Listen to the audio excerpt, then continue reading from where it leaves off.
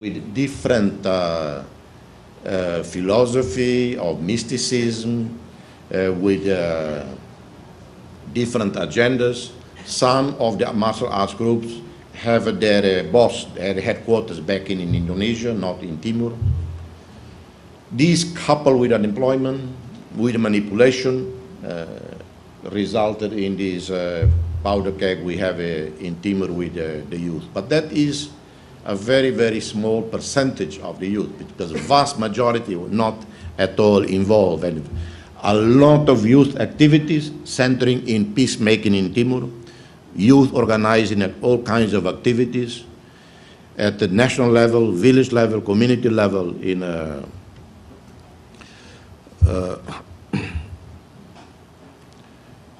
it is almost a cliche, you know, when we talk about the youth, the role of the youth, and they are the future, obviously. You know, we don't have to restate that, you know. Whatever that future is, it is theirs, because they are the ones who are going to outlive the older generation.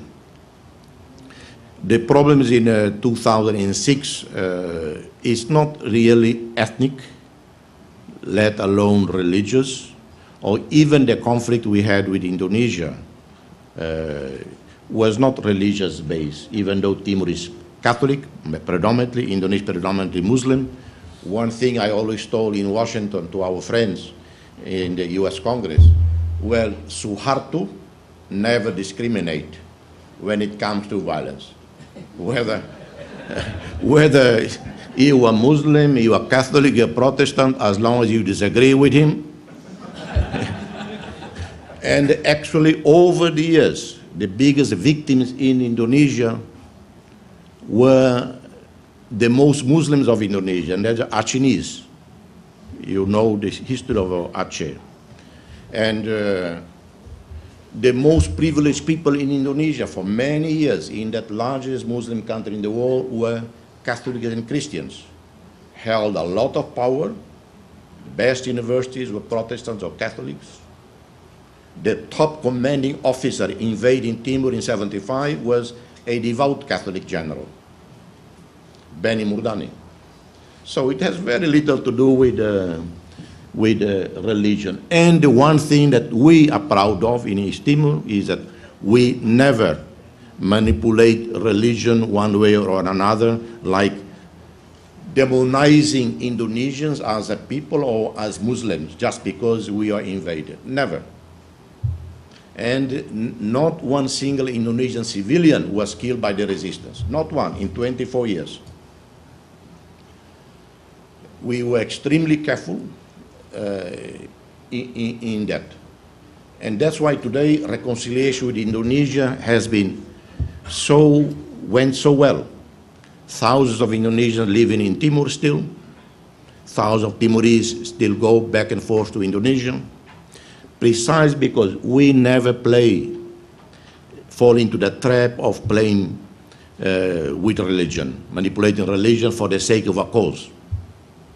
So, and the youth has been very much a part of this very healthy process of reconciliation with Indonesia. I think I gave the answers to all 5 questions, I hope.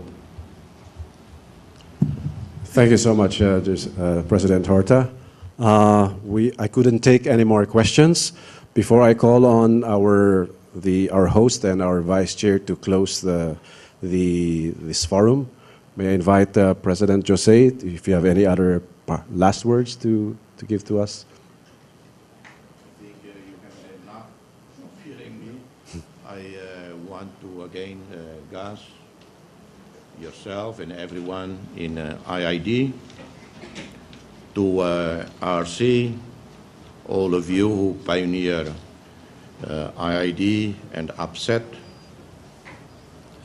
our eternal gratitude for championing, advocating our cause when it seemed hopeless at the time. And I hope that this University of Philippines that had the courage in '94 to host the upset conference will host many, many East Timorese students in the near future. I think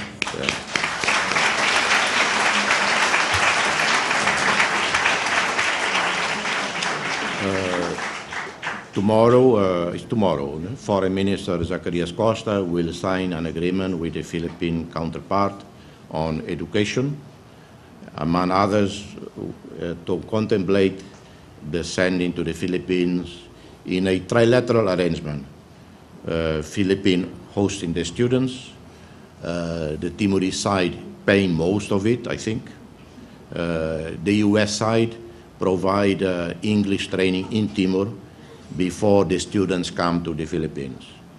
We have decided, the government, to elect Philippines as one of the major countries of destination for our students to study.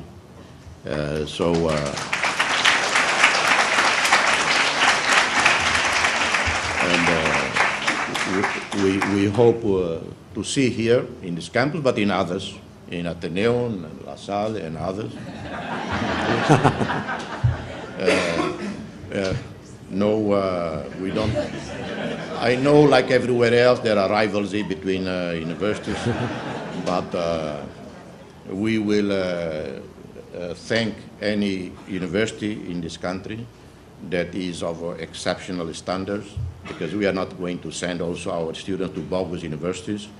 There are many like that in the Philippines, in Indonesia, in the US, and in Timor even worse. We have so we will send to some of the very best in this country, because that's our responsibility, to give the very best opportunity to our youth, who will be the future leaders, future managers of our country. I thank you, and God bless you.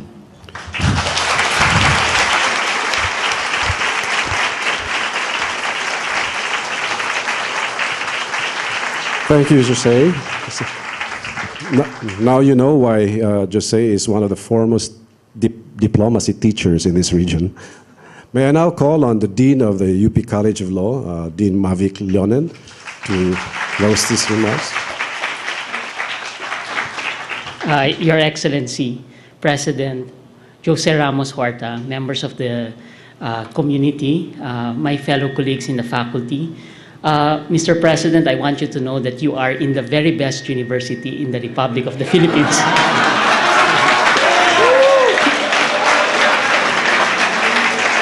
And part of our strength as the national university is that we can sit down with even people whose ideas we loathe. And this is the university that hosted UPSET despite the controversies. It was our alumni that stood for the members of that conference. In fact, if I may say, Undersecretary Padilla is also known for Garcia Padilla versus Enrile. He was the person who was the subject of a habeas corpus suit. And then Justice Abraham Sarmiento, sitting next to him now, was one of the lone dissenting opinions in Umil versus Ramos that wanted to overturn Ilagan versus Enrile. This was the case of Attorney Ilagan when he was imprisoned and arrested without a warrant way back then. So this is the university that produces this alumni, which will stand for freedom and discussion. This is also the College of Law that stands for the rule of law. The rule of law to us is not a mechanical mantra. It is a statement of aspiration. It is the rule of just law. It is the college that believes that law congeals interests and that we are willing to open up ideas in order to examine whether the temporary truce lines developed by its text still accords with reality. It was an honor for us to be able to host during our centennial your lecture. Thank you very much. And as a token of our appreciation, we want to give you some of our publications, just some, so you can, the rest of it we can send by cargo.